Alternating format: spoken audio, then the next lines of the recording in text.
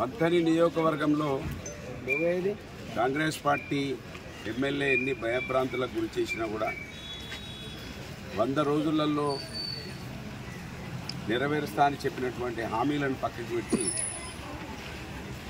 సంగతి చూస్తాం 70 ఎంఎంలో సినిమా చూపిస్తామని భయభ్రాంతులకు గురి చేసి ఈరోజు వరకు కూడా కొంతమందిని కాంగ్రెస్ పార్టీలో చేర్పించుకున్నప్పటికీ ప్రజలు స్వచ్ఛందంగా కాంగ్రెస్ పార్టీకి బుద్ధి చెప్పాలనే ఉద్దేశంతో వాళ్ళ పెద్ద ఎత్తున ఓటింగ్లో పాల్గొని వాళ్ళ 6 గ్యారెంటీలు అమలు కావాలంటే ఖచ్చితంగా కాంగ్రెస్కు కర్రు కాల్చి వాత పెట్టాలనే ఉద్దేశంలో ప్రజలు ఉన్నట్టుగా మనం భావించవచ్చు.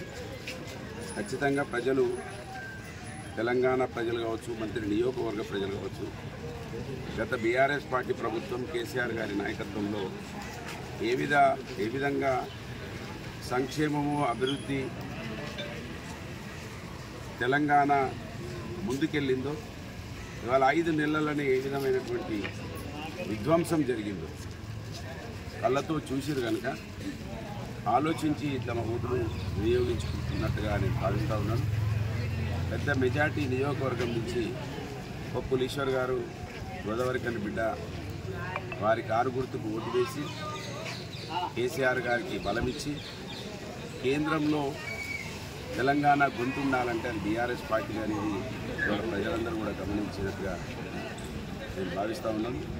ఓటింగ్లో పాల్గొనే ప్రతి ఒక్కరికి కూడా హృదయపూర్వకంగా శుభాకాంక్షలు బీఆర్ఎస్ పార్టీ తరఫున తెలియజేస్తా ఉన్నాను. జై తెలంగాణ.